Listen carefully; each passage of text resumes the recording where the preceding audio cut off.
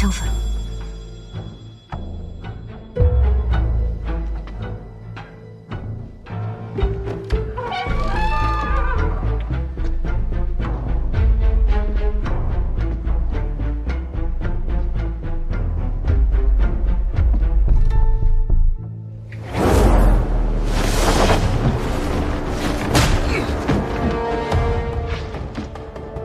你是什么人？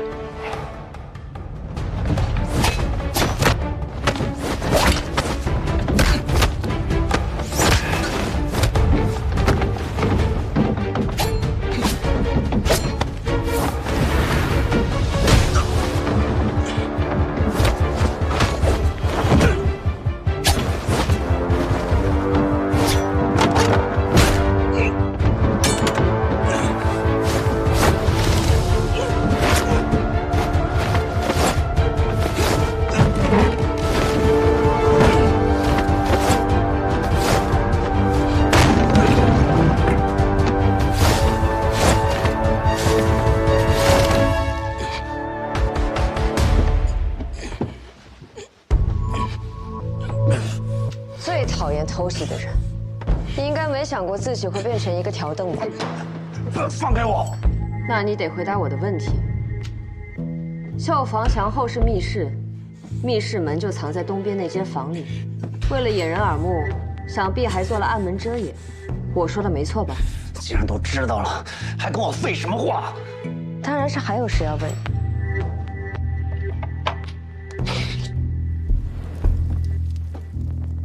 宴席即开，整个绣后楼却如此冷清。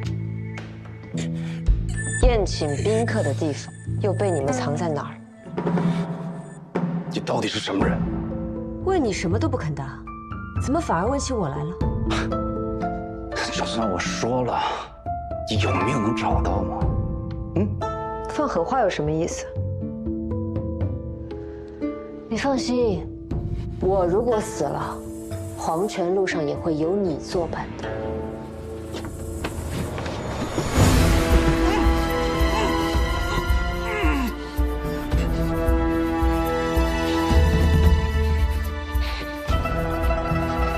你的眼睛真漂亮，可是见了太多这么多次。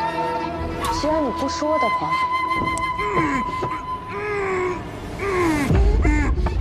客官，您的茶点。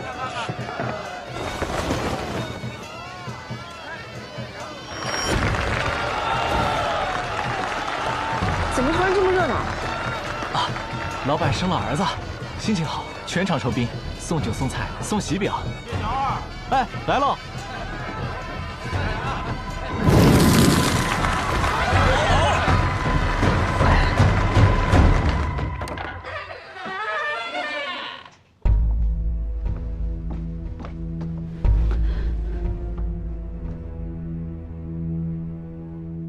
县主。 你认识我？我听哥哥说过，你哥哥在爱丽丝死之过林中。你怎么会在这儿？别怕，我救你出去。先别管我，还有几个女孩被他们带走了。县主，快去救救他们！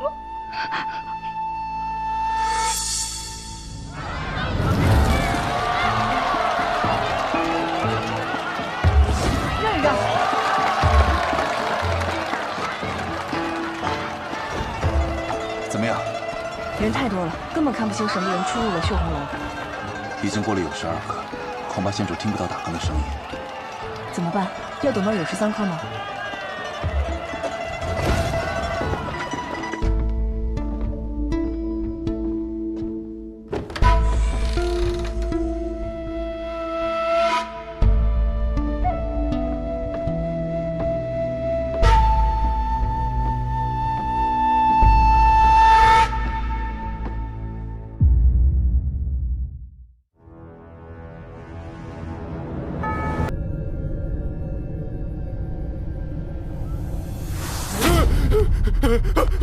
不要来找我！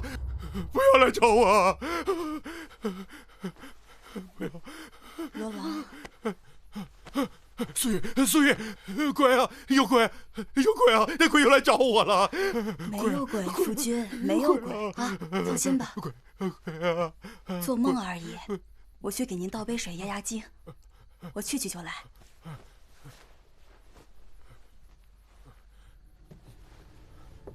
夫人，你慢点啊！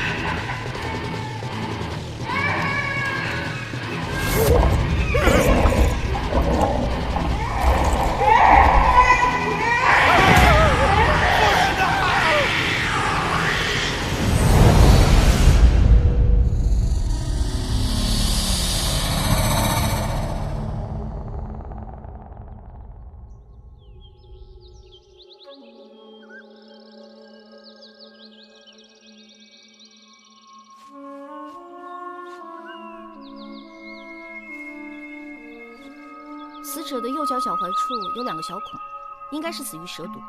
身上的淤伤是摔下山坡所致，并不致命。初步判定死者死于意外。没有别的线索了吗？死于蛇毒还需要什么线索啊？双叶姑娘，我求求您了，您再多检查检查。您看啊，死者是崇义坊的单纱大户刘掌柜，我们已经同他们家人联系过了。家人说他出门前带着价值不菲的单纱，现场找不到，而且我们在他身上也没找到钱袋。对啊，我们觉得劫杀的可能性更大吧。我检查过了，真的只是蛇毒，钱袋不见了，你们自己再调查呀。我赶着回去呢，我那只雏鸡都快腐烂了。你们再检查最后一次。哎，这钱袋和单纱不见了，我们真的没法解释啊。钱袋不见了，我怎么能知道呢？你再查查吧。哎呦，双叶姑娘，您再检查最后一次吧。哎，等一下，等一下，我刚听说你们在找钱袋是吧？我在那边看到一个好像钱袋的东西，我也没敢拿，你们去看看是不是啊？是吗？走，去吧，快来，去。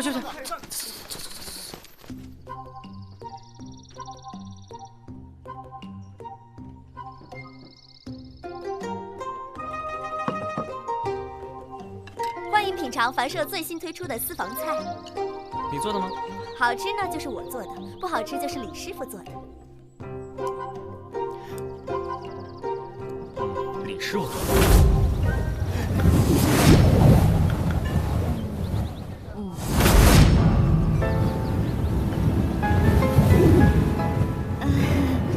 我觉得吧，是四娘做的。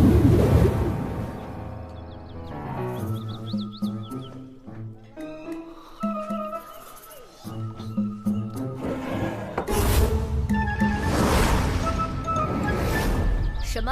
是罗员外。昨天夜里，罗员外的夫人莫名的死了。关我什么事？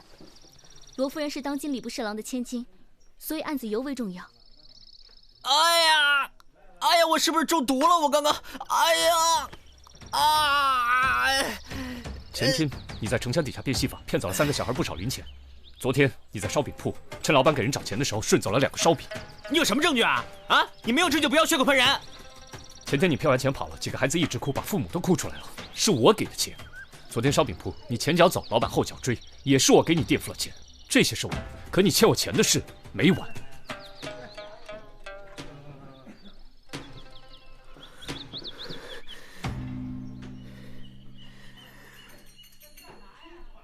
李志，我这个人最喜欢为朋友2肋插刀了。说吧，我们从哪里查起？跟我去罗府一趟。好的。我也去吧。既然好吃，就吃完再去吧。好好吃，慢慢吃。这里还有一盘，管够。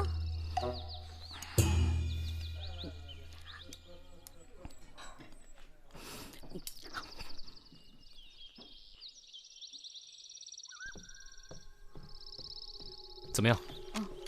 死者鼻腔有血，尸体上没有任何外伤。至于具体死因，一时半会儿还不好确定。我需要把尸体带回去，进一步查验。最后一个接触死者的就是罗员外，先跟他聊聊。几位请，几位请。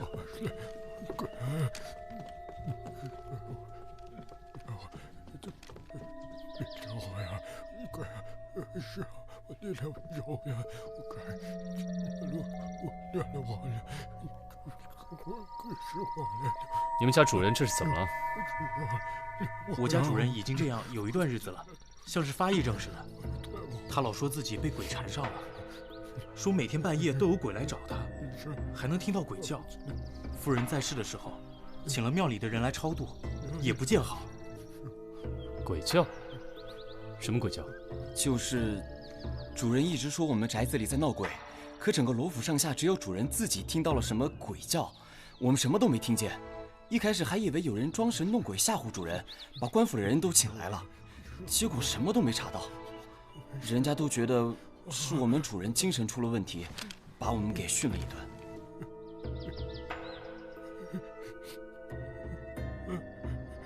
官人呐！官人呐，你可以救救我呀！有鬼，我这里有鬼啊！就是那个鬼，他没能杀了我，他就杀了我的夫人啊！我不想死啊！救救我呀！官人，鬼，救救我！你说的鬼到底是什么？有小孩在哭，还有女人的哭喊，缠着我，他们都缠着我呀，让我打命来，每天我都这样啊，我受不了了呀！好好一个人，怎么变成了这样？这样还能闹鬼呢？我看过了，这宅子里的风水布局不赖啊。你又知道了？那当然。哎，我说李少卿，我还饿着肚子就被你拉出来探案，人也问了，地方也看了，我们是不是可以吃下饭填饱肚子？那今天就先这样吧。这个案子还是有太多疑点，实在太过诡异，我们还是要从长计议。啊，走着，走。请。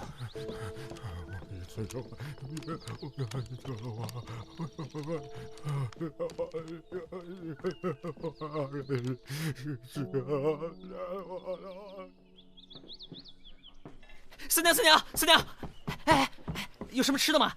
快点，我实在饿死了。除了吃的，你还知道别的吗？切，案子办得怎么样了？这次案子，我想没那么简单。很棘手吗？那个罗员外说他家里面闹鬼，而且还神神叨叨的，说到最后连饭都没给吃，小气死了。除了吃，你还会什么？上次家宴的时候，我还见了罗员外和罗夫人一面，那时候还好好的，没想到会落到这步田地。紫苏姑娘不必伤神，给你准备了好吃的好喝的，吃饱了喝美了，才有力气探案呢。这态度差距也太大了吧！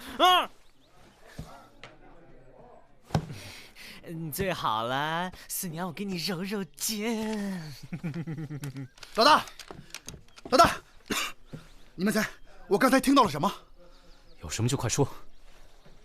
我在东市碰到了给罗夫人葬礼采买的家丁，我跟他闲聊的时候，他无意中说，这罗夫人的死，全府上下，包括街坊邻里，都非常难过，但只有一个人会非常高兴。什么人？她是一个叫青燕的妓女，听说她跟罗员外一直不清不楚，而且这个罗员外跟罗夫人提过要纳她为妾，被罗夫人给拒绝了。听说这青燕对罗夫人一直怀恨在心。不是吧？罗员外不像是这种人，他是我爹的门生，我爹说过，他打小开始就是个敦厚老实的人啊，这肯定是谣言。你说的对。那可不一定哦，人都是会变的嘛。正所谓无风不起浪。三炮、萨摩，你们去找青燕了解一下情况。好吃的呢？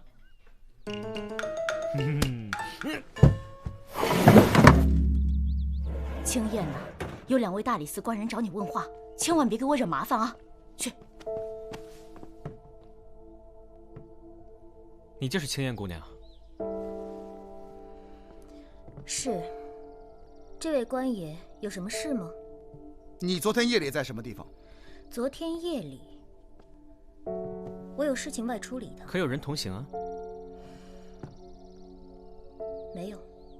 那昨天夜里罗员外的夫人被人杀害了，你可知道？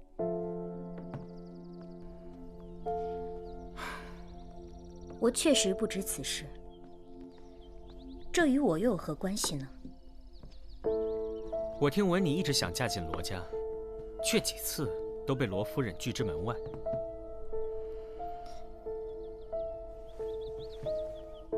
你们是在怀疑我吗？那你就告诉我们，昨天晚上你到底在干什么？昨天夜里，我去永安坊云轩客栈陪客人唱曲，不可以吗？2位官爷，请回吧。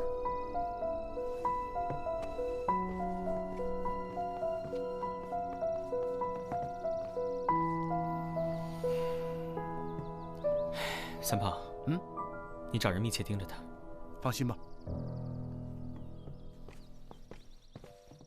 李少卿，你们来了，是不是苏玉的案子有什么进展了？罗员外，你与那个叫青燕的姑娘有什么关系？没什么关系啊。那昨天夜里，你没有约她出去吗？没有，当然没有啊。哎呀，最近府里鬼怪闹得厉害，我连觉都睡不安稳，哪里还有心思想这些呢？自从苏玉不肯答应青燕进门开始，我跟青燕就没什么来往了。那今晚我们来帮你捉鬼。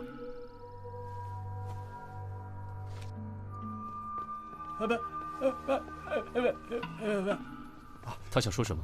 他说你们来为主人驱鬼，非常高兴。你俩先去吧，我四处看看。有鬼？有紫苏保护你呢。去吧。各位官人，这边请。请。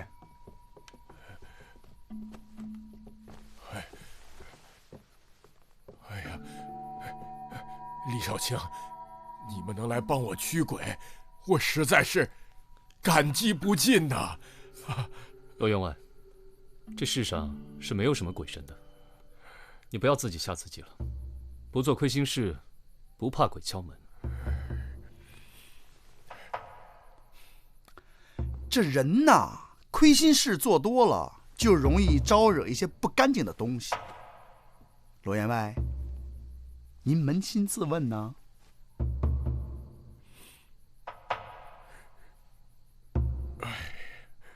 我罗某人一生清贫，最近几年才稍微顺风顺水，搬来了这个大宅子。但是来了之后，却一天好日子也没有过上啊，隔三差五的就会闹鬼。哎呀，不知道我是不是注定只能做个寻常百姓啊？李少卿，你可一定要帮帮我呀！帮帮我，抓住那只鬼，拜托了，拜托了！啊！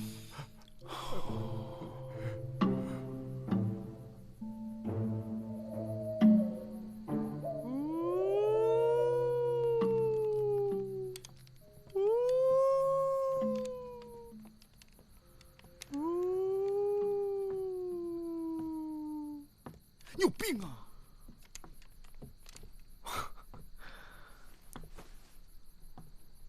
哎呀，好诡异呀！老大，我有点害怕。到前面去看看。啊，去。好。哎呀，你是不是傻？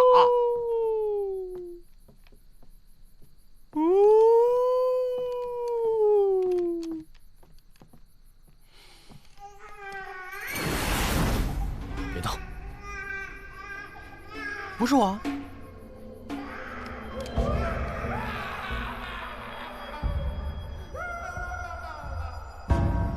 走，分头查一下。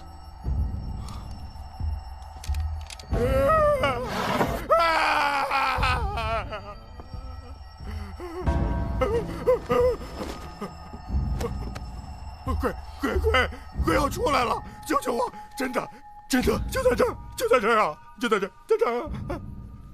罗员外，罗员外，这房间除了您并无他人，您放心吧。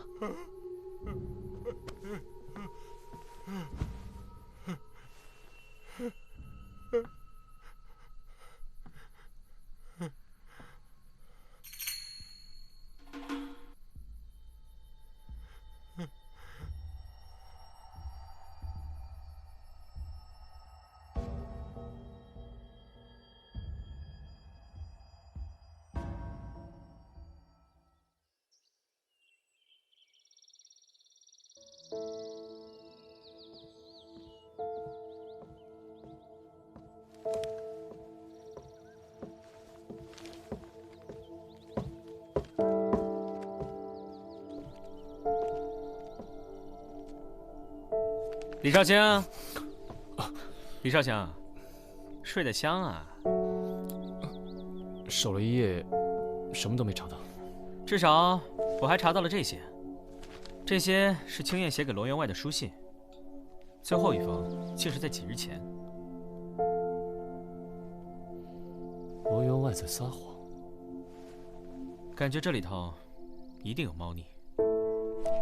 老大，怎么了？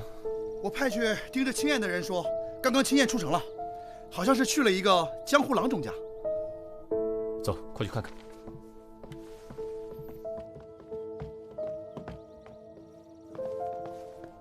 就这儿。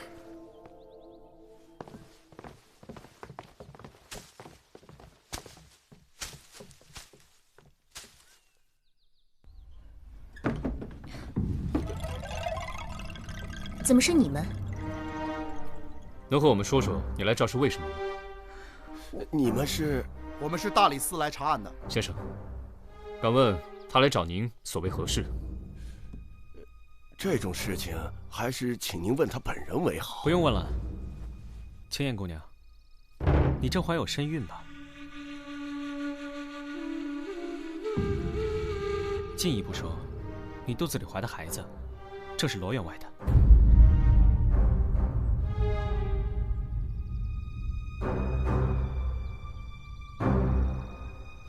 第一次见你的时候，就发现你有不明显的保护肚子的动作。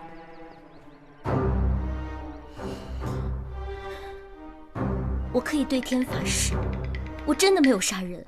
在我们查明真相之前，你是犯罪嫌疑最大的人，请你配合我们调查。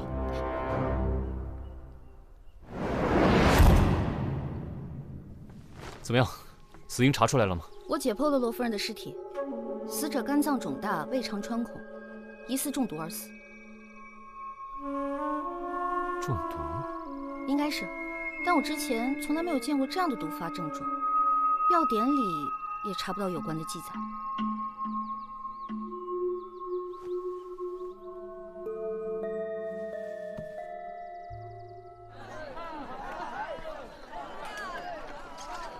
怎么样了？昨天青燕已经被暂时关押，现在我们只要找到罗员外的犯罪证据和作案手法，基本就可以定案了。你还在怀疑罗员外？我们有什么理由不怀疑他？我们去罗府调查的时候，他刻意隐瞒了一直与青燕交往的事实，而且青燕肚子里怀着他的孩子。不管你们怎么说，我都相信他的为人。哎，小姑娘，办案子的时候可不能意气用事哦。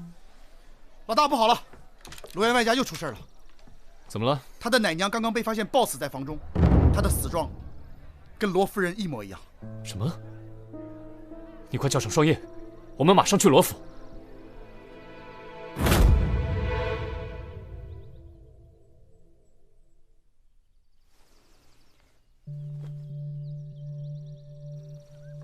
死亡时间是在昨晚，死状与罗夫人相同，尸体上没有外伤，鼻孔内有血，且齿龈糜烂，基本可以判定是同一个凶手犯案。青燕昨天已被关押，这么说，嫌疑人就只有罗员外了。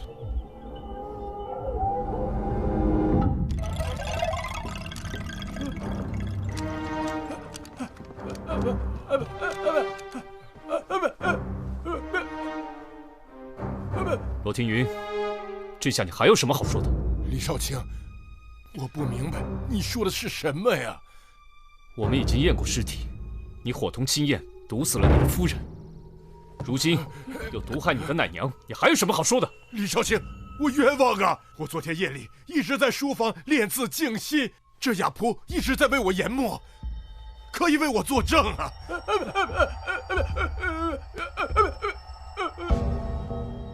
一个雅仆又说不了话，证明不了什么。官人，我真的冤枉，我冤枉！来人，我立即封锁罗府，是3日之内不得有人外出。是。官人，我真的没有杀人的。哎，萨摩呢？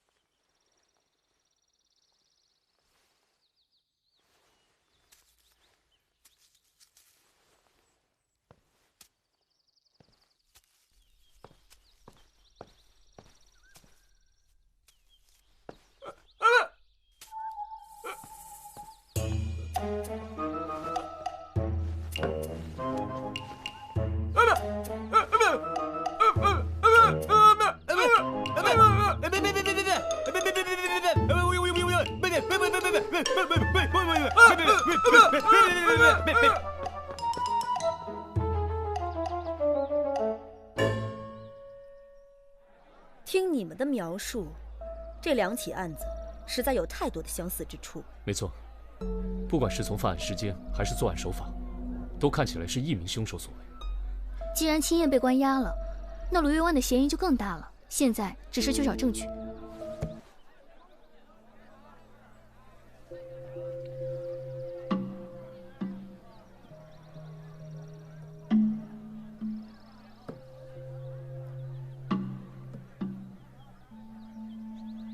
可他为什么要杀他的奶娘呢？这的确是个问题。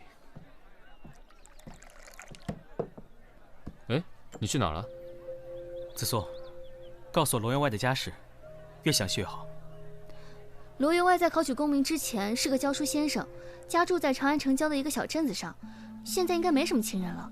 罗员外在及第之前曾与家乡的一位姑娘有过婚约，但那位姑娘病逝之后，在家乡也就只剩下奶娘一个亲人了，所以他及第之后便带着奶娘一起来到了长安。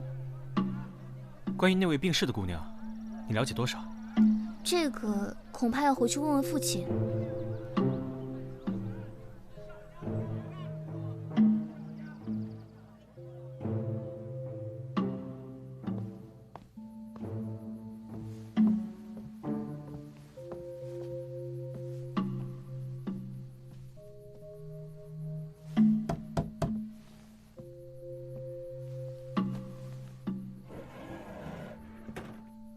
又是你！上次我不是说了吗？病人的情况无可奉告。我不是来问千燕的事的。哦，那是你自己要来看病。有些问题想请教你。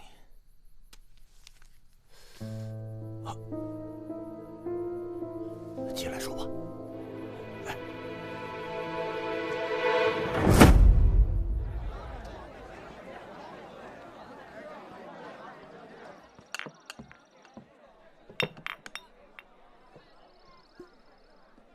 一大早上这么勤快，今儿什么日子啊？早上起来，你看到子素来过吗？我这才刚睡醒，你认为我知道吗？萨摩，让人打听的事怎么样？父亲说，那位病逝的姑娘并非是什么达官贵人家的女儿，就是罗员外的结发妻子，之前是个戏子。家中还有个弟弟，他死的时候弟弟才7岁，他的忌日似乎就是这2天。当时他特别惨，肚子里还怀着罗员外的孩子。他的弟弟有下落吗？不知道，只知道他去世之后，他们便举家从镇上搬走了。李治，快把秦燕放出来！你干什么？事情还没有查清楚，不能乱放人。把他送到罗府去，告诉罗员外，青燕怀了他的孩子，并且想打掉。你怎么知道的？你听我的，只要你把他送过去，今晚凶手便会水落石出的。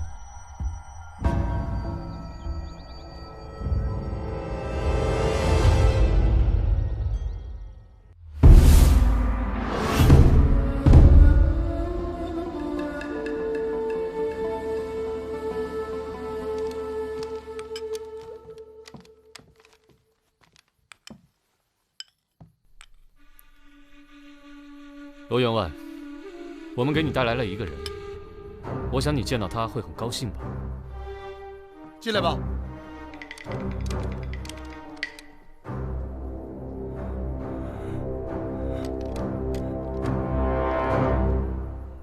他是谁？我不认识他。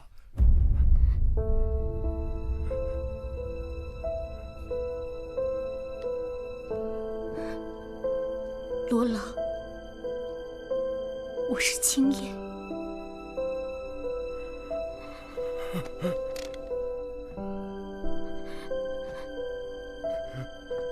就是你，就是你害得我没了老婆，没了孩子，连从小照顾我的奶娘也丢了性命。说，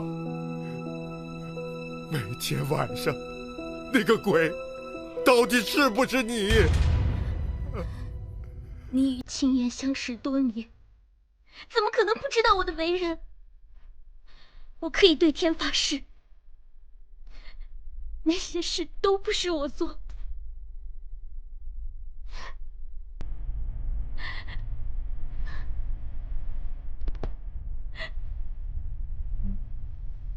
罗员外，我想青燕姑娘应该还有很多话想单独跟您说，我们就先走了。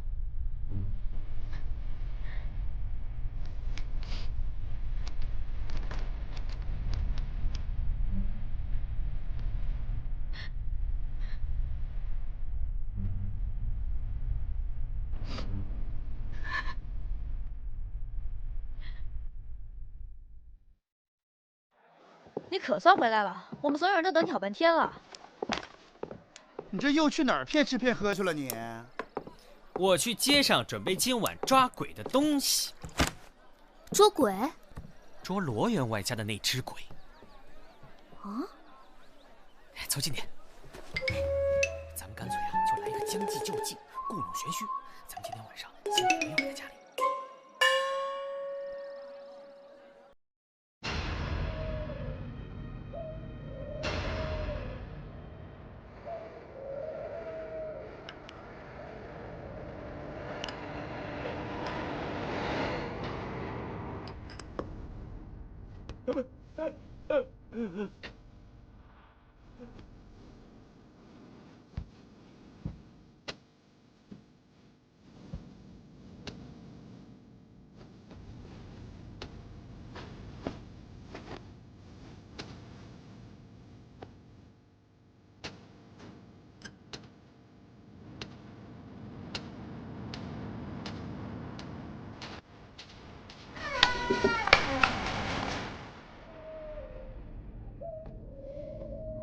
喝饭请且去，相去复几许？盈盈一水间，默默不得。姐姐，是你吗，姐姐？哎，谁在说话？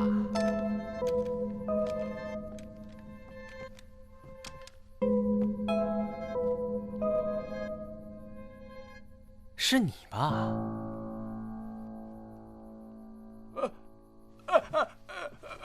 得了吧，都在江湖上，你骗谁呢？你假扮阴人，待在罗员外的身边，取得他的信任，而每天夜里又装神弄鬼，想要让罗员外的精神受到折磨。你做的这一切，是为了替你姐姐报仇。哎，奇怪了，主人睡下，仆人们都在后院，他怎么有机会装鬼吓人呢？这就是他的聪明之处了。大家跟我来。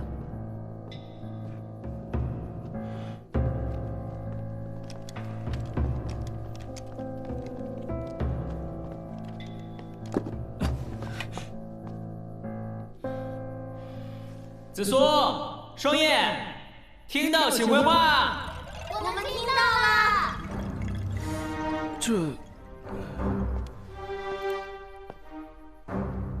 这是怎么回事啊？我第一次来到罗府的时候，就觉得这里的建筑风格非常特别。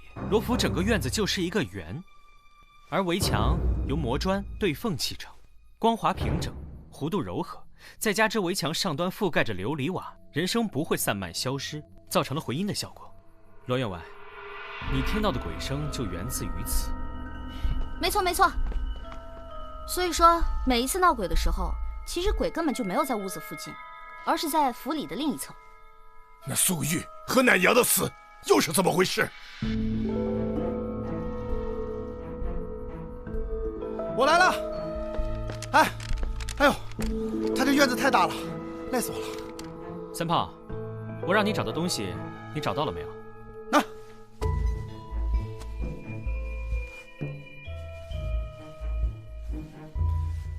罗员外，这就是三炮在亚婆的房中发现的。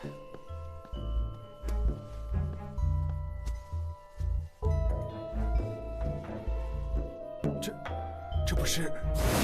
这是丹砂，是提炼水银的原料。医用丹砂纯度低，少量服用可安神定惊。高纯度丹砂有剧毒，市面上根本买不到。前不久，崇义坊的丹砂大户刘掌柜惨死，随身携带的丹砂失踪，钱袋却没丢。想必他是你杀的第一个人吧？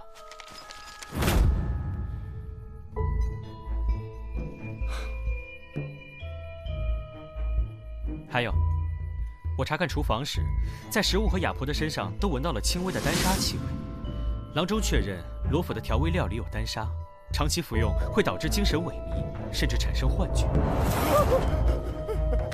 不要来！由于罗员外心中有愧，听到怪声加剧幻觉，越发相信厉鬼缠身。只是如此还不致死。我在罗员外卧房门外发现了少量烧灼过后的残渣，双叶查验确认，正是丹砂。高纯度丹砂以火烧之，就会化为剧毒蒸汽。事发当晚，罗员外在房中吸入少量毒气，精神焦虑，身体不适。夫人出门吸入了大量剧毒蒸汽，当场怒发身亡。你就用这种方法，神不知鬼不觉的残忍地杀害了罗夫人和奶妈二人。你怎么下得去如此毒手？亏你有脸问得出这样的话！放开我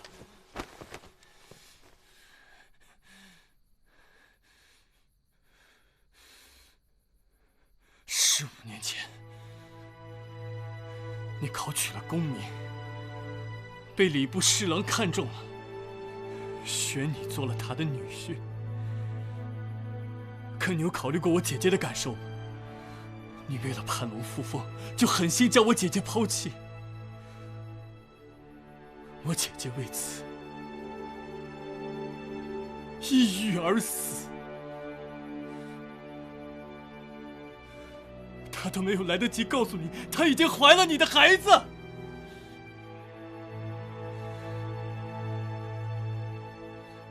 当年还有那个奶妈，她不停地在我姐姐耳边煽风点火，说什么不要耽误你的仕途，要为了你的前途考虑。你现在所有的一切，你的院子，你的官位，你所有的一切，都是我姐姐和那个孩子的性命换来的，你知道吗？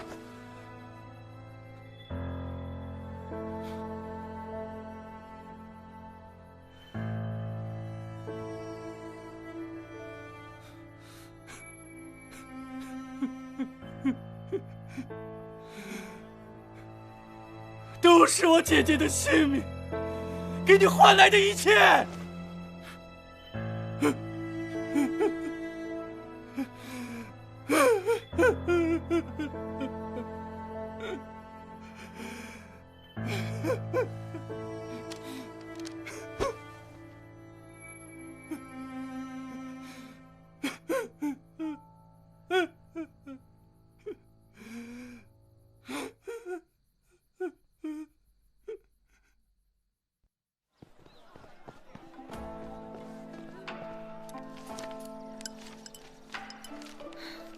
真是没想到，卢员外身上还有这样的故事，最后落得了如此下场。像他这样的负心汉，我说啊，就是罪有应得。也不能这么说，个人的选择啊。哎，那个姑娘呢？好像是叫什么青燕，她怎么样了？听说光明正大的嫁进了罗府。罗员外说，曾经犯过的错，不能再犯第二次。他会好好照顾青燕和孩子。那她的孩子保住了吗？多亏了萨摩。哎，萨摩忍呢？嗯，哼哼，给我吃一口。嗯。嘿，